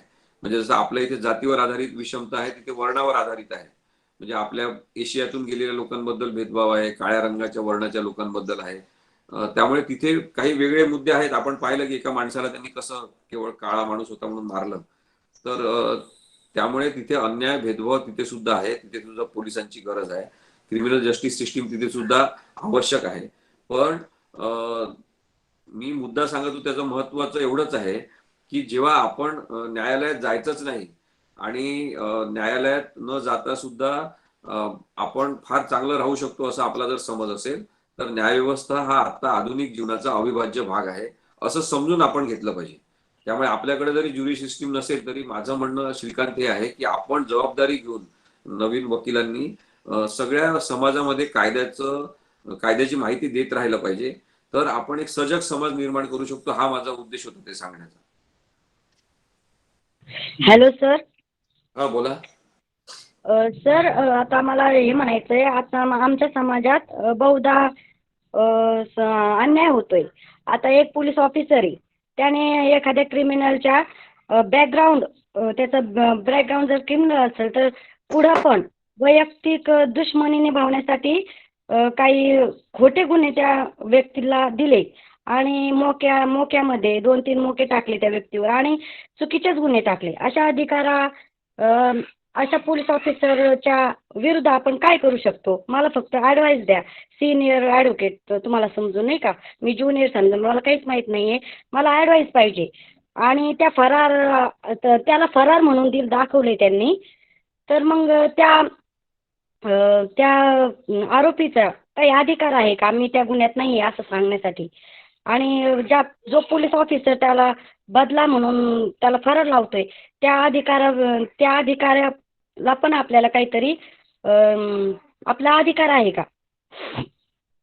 आता कसं आहे, या प्रश्नाचं उत्तर नाही ना एका उत्तरात आपल्याला देऊ शकत नाही एका वाक्यात आपण. त्यामुळे कायद्यामध्ये काय की घटना आणि परिस्थिती लक्षात घेणं आवश्यक आहे. की त्याला आपण फॅक्ट्स अँड सर्कमस्टन्सेस म्हणतो. तर त्या प्रत्येक घटना आणि परिस्थितीनुसार आपल्याला विचार करावा लागतो त्या केसचा. आता तुम्ही जसं सांगितलं तसं काही समाजातल्या काही लोकांचं गुन्हेगारीकरण पोलीस करतात दुर्दैवाने, ही वस्तुस्थिती आहे. बरोबर आहे तुमचं म्हणणं अगदी, आणि ती खूप वाईट भाग आहे तो. तर त्या केसेसच्या संदर्भामध्ये चुकीची केस दाखल झालेली आहे, आरोपीचं गुन्हेगारीकरण करण्यात येत आहे, असे जर पुरावे आपण जमा केले, कागदोपत्री काही माहिती जमा केली तर आपल्याला उच्च न्यायालयामध्ये तुम्हाला जाता येऊ शकते. त्या 2-3 केसेस बद्दल एक जनहित याचिका दाखल करता येऊ शकते किंवा रिट पिटिशन दाखल करता येऊ शकते आर्टिकल 226 नुसार. आणि मग कशा प्रकारे चुकीची प्रक्रिया गरीब आणि काही वंचित घटकांबद्दल वापरली जाते असं आपण तिथे मांडू शकतो. परंतु नाही तर मग ही केस जी आहे ती जी काही झाली असेल ती केस एकदा दाखल झाल्यावर पोलिसांना सुद्धा ती परत घेण्याचा अधिकार नसतो. ती केस आपल्याला कोर्टामध्ये चालवावी लागते आणि मग तिथे जास्तीत जास्त पुरावे कसे आपण देऊ शकतो हा प्रयत्न करायला पाहिजे. सर ऐका ना, ते काय करतात, मारून मारून जे आरोपी धरलेत तर त्यांच्या डोळ्यावर समजा एखादा आरोपी असलं त्याचं नाव ते घ्यायला लावतात आणि निष्कारण 12-13 केसी त्या आरोपीवर टाकायला लावतात आणि त्याच्यात त्याला फरक दाखवतात. मग अशा बाबतीत काय करू शकतोय आपण? तेच सरांनी सांगितलं ना पर्याय. त्याच्यासाठी पुरावे गोळा करून तक्रार करून त्या अधिकाऱ्याविरोधात प्रोसेस करावी लागेल. बाकी काय त्याला पटत नाहीये ना, एखादं बटन दाबून लगेच ते थांबलं. प्रोसेस मधून जावंच लागेल ना काय त्याच्यात. आता सपोज सर मी जर त्या अधिकाऱ्याविषयी ऍक्शन घेतला ना, तो माझ्यावर पण 2-3 केस टाकून देईन फेक आणि मला पण आता शिक्षणातून बाद करू शकतोय. असंच चालू आहे. बरोबर आहे. मी तुम्हाला उत्तर दिलं ते तुम्ही समजून घ्या, कारण की त्या केस मध्ये काय झालेलं आहे हे बघून मी काय असं आत्ताच्या आत्ता काही निर्णय देऊ शकत नाही. आपण जे करू शकतो तेवढंच मी तुम्हाला सांगू शकतो. तर या अशा प्रश्नांबद्दल नक्कीच मला असं वाटतं की सगळ्यांनी अत्यंत गंभीरतेने घेतलं पाहिजे, कारण की हे पोलिसांनी आपल्या मनाने काहीतरी गुन्हे लावून जे काही सुरू केलेलं आहे ते अत्यंत वाईट आहे. ती प्रक्रिया थांबली पाहिजे असं मला वाटतं. ओके सर, समजलं. Thank you sir. हॅलो सर, माझं नाव समाधान तांबे. सर मला असं विचारायचं आहे, एखादा आरोपी पोलीस कस्टडीमध्ये गेल्यानंतर, पोलिसांच्या कस्टडीमध्ये गेल्यानंतर काही पॉलिटिकल लोक सोर्स करून किंवा काहीतरी लालूच दाखवून पोलिसांना बाबा प्रवृत्त करतात की त्याला काही मारू नका किंवा त्याच्यावर काही गुन्हे लावू नका. त्यावेळेस जर ज्याच्यावर अन्याय झालाय त्या व्यक्तीनं काय करायला पाहिजे? अन्याय झालेला आहे ना, तो अन्याय कसा झालेला आहे, काय झालेला आहे, त्याची प्रक्रिया काय आहे, ती आपण खोटा अन्याय कसा झालेला आहे, खोटा वापर अधिकारांचा चुकीचा कसा केलेला आहे पोलिसांनी, ही सगळी आहे ना प्रक्रिया असते. त्यामुळे तुम्ही लक्षात घ्या की क्रूरता किंवा अन्याय याच्याबद्दलच्या व्याख्या अस्पष्ट असल्यामुळे आपल्याला ती प्रक्रिया सगळीच्या सगळी लिहून मग त्याच्याबद्दलचा न्याय मागावा लागत असतो. म्हणून मग खूप डिटेलिंग त्याचं केलं पाहिजे त्याच्याबद्दलचे. म्हणून मी मगाशी सांगितलं की लिहित असताना मग काही गोष्टी, काही तारखा, काही वेळा, आपण त्यावेळेस कुठे असणं, आपल्यासोबत कोणी असणं, अशा सगळ्या गोष्टी ज्या आहेत त्या सिक्वेन्सनी मांडल्या पाहिजे. कारण की पोलीस जेव्हा चेन ऑफ ऑफेन्स एस्टॅब्लिश करू शकत नाही तेव्हा आपण जर काही वेगळं एस्टॅब्लिश करून दाखवू शकलो तर मग त्याच्यातून आपली सुटका होऊ शकते. Okay, thank you. Hello sir. Thank you समाधान. हॅलो. हा बोला. Hello sir. बोला. हा सर, माझा प्रश्न असा होता की एखाद्या आरोपीला जेव्हा पीसीआर मध्ये जामीन होतो किंवा तुमचा आवाज येत नाही. एमसीआर मध्ये असताना. Hello sir. Hello, am I audible sir? Hello. हा बोला ना. आवाज येत नाही तुमचा व्यवस्थित. हा सर, ज्यावेळी एखाद्या आरोपीचा एमसीआर मध्ये असताना जामीन होतो तर जामीन मध्ये सॉल्व्हन्सी जामीन आणि साधा जामीन असे जे काही प्रकार आहेत सर. परंतु जर एखाद्या आरोपीचा सॉल्व्हन्सी जामीन झाला आणि त्याची बाहेर सॉल्व्हन्सी वगैरे जी प्रक्रिया आहे ती करणारी कोणी व्यक्ती नसेल, जर तो व्यक्ती एनसीआर मध्ये मॅजिस्ट्रेट कस्टडीमध्ये आहे आणि बाहेर त्याची सॉल्व्हन्सीची प्रक्रिया करणारी कोणी व्यक्ती नसेल, तर असे भरपूर जे काही कैदी आहेत किंवा आरोपी आहेत, कच्चे अंडर ट्रायल कैदी आहेत, जे आजही कारागृहामध्ये खूप वर्षानुवर्ष आपल्या जामीनची वाट बघत बसतात. तर अशा लोकांसाठी एक मानवाधिकार म्हणून आपल्या न्याय प्रक्रियेमध्ये काय तरतूद आहे सर? येस सर, ऐकू आलाय का प्रश्न? रिपीट करू का त्यांचा प्रश्न? आवाज आला नाही मला. येस सर, मी सांगतो. मी ऐकलाय प्रश्न त्यांचा. माझा आवाज येतोय ना? हो येतोय, सांगा. त्यांचा प्रश्न आहे की सॉल्व्हन्सीची जी ऑर्डर होते कधी कधी जामीन देण्यासाठी, ही सॉल्व्हंट शुअरिटी पाहिजे. पण ते सॉल्व्हन्सी मिळवण्याची प्रोसिजर बाहेर काय? आणि त्याला जोडून दुसरा प्रश्न आहे की जे मॅक्झिमम पिरियड ऑफ डिटेन्शन किती आहे? काही लोक अनेक आतमध्येच आहेत जेलमध्ये, मग किती दिवस ते आतमध्ये राहणार? त्यांना बेल कधी मिळणार का नाही? त्यांच्याकडे जामीनदार नसतील तर मॅक्झिमम पिरियड ऑफ डिटेन्शन, असे दोन प्रश्न एकत्रित आहेत त्यांचे. येस, ठीक आहे. आता याच्यामध्ये असं आहे की जे जामिनाचे वेगवेगळे प्रकार ठरलेले आहेत त्याच्यामध्ये न्यायाधीश त्या गुन्ह्यांच्या प्रतवारीनुसार, गुन्ह्यांच्या वर्गीकरणानुसार म्हणजे कॅटेगरीनुसार जामीन मागू शकतात. मग ती जामीनची ऑर्डर केवळ व्यक्तिगत जात मुचलका असं म्हणतात, म्हणजे पर्सनल बॉन्ड, PR बॉन्डवर, पर्सनल रेकग्निशन बॉन्डवर ते सुटका करू शकतात, किंवा ते सांगू शकतात की एवढी कॅश श्युरिटी भरा आणि मग तुम्हाला आम्ही सोडतो. कधी कधी ते सांगतात की कॅश श्युरिटी प्लस एक दोन जामीनदार द्या जे स्थानिक असतील, म्हणजे तुम्ही जर कोर्टात आले नाही तर आम्ही कोणाला पकडायचं, कोणाला जबाबदार धरायचं, यासाठी स्थानिक जामीनदार द्या असं सुद्धा ते सांगतात. तर जामीन देण्याची प्रक्रिया ही याच्यासाठीच आहे की to assure the presence of the accuse during the court trial. त्याच्यामुळे तो माणूस व्यक्तिगतरित्या न्यायालयाच्या प्रक्रियेमध्ये हजर राहायला पाहिजे याची गॅरंटी म्हणून जामीन दिला जात असतो. आता एखाद्याकडे जेव्हा जामीनची अमाऊंट नसते तेव्हा त्याबद्दल आता मला प्रश्न येईल असं माहित नव्हतं, पण असं एक जजमेंट आहे, ते आम्ही बरेचदा वापरलेलं आहे, की विशिष्ट कालावधीसाठी जेव्हा एखादा माणूस आतमध्ये असतो, म्हणजे असं समजा की एखादा गुन्हा असेल ज्यासाठी 3 वर्षापर्यंतची शिक्षा आहे, आणि जर तो आरोपी जामीन होऊनही जामीन देण्याची परिस्थिती नसल्यामुळे 1.5 वर्ष ऑलरेडी आतमध्ये राहिला आणि केस सुरूच झालेली नाही, तर अशा वेळेस एक अर्ज करण्यात येऊ शकतो न्यायालयामध्ये की या आरोपीला जामीन देण्यात आला होता, परंतु तो जामीन देण्यासाठी त्याच्याजवळ रक्कम नाही, त्याच्याजवळ साक्षी जामीनदार नाही, त्यामुळे तो 1.5 वर्ष झाले आतमध्येच आहे आणि केस अजून सुरू झालेली नाही, तर याला आता सोडण्यात यावं, तशा प्रकारे त्या माणसाला सोडण्यात येऊ शकते. दुसरं एक आहे की पॉपरचा अर्ज केला जाऊ शकतो. पॉपर म्हणजे काय की आर्थिकदृष्ट्या सक्षम नाही मी जामीन देण्यासाठी, पण मी कोर्टामध्ये हजर राहील असं एक अश्युरन्स असलेला ऍफिडेव्हिट आपण देऊन तसा प्रयत्न सुद्धा करता येऊ शकतो की जामीन मागितलं जाऊ शकते.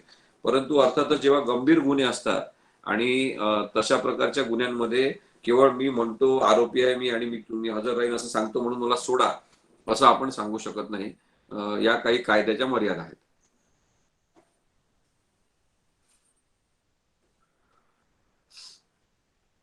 ओके.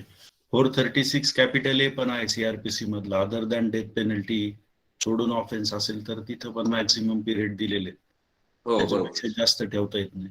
436 मी तुम्हाला सांगितलं मगाशी, बरोबर सर. येस. हा, ठीक आहे. अजून कोणाचा काही प्रश्न आहे का?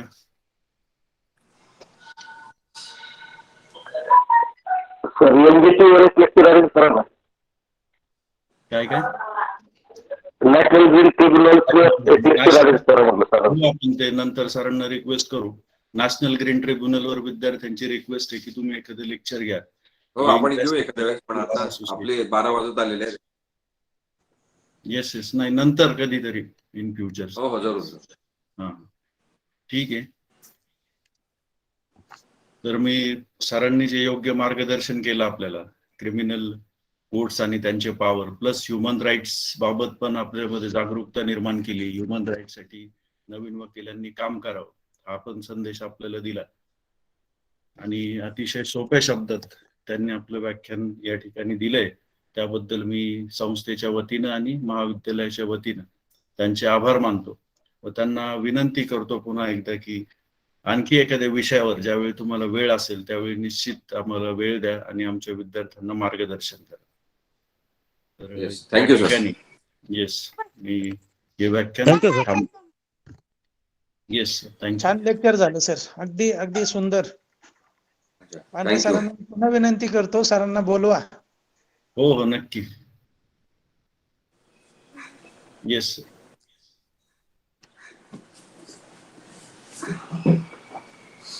येस, श्रीकांत राजदेव आहेत ते गेले?